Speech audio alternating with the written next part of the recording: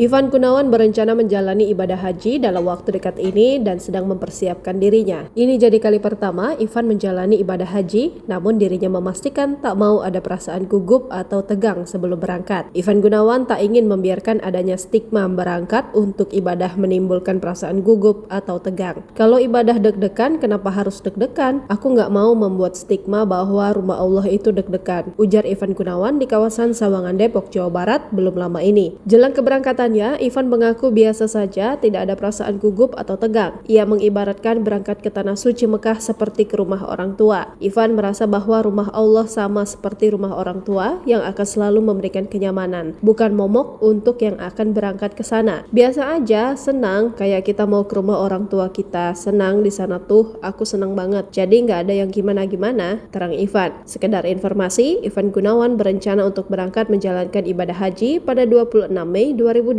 mendatang.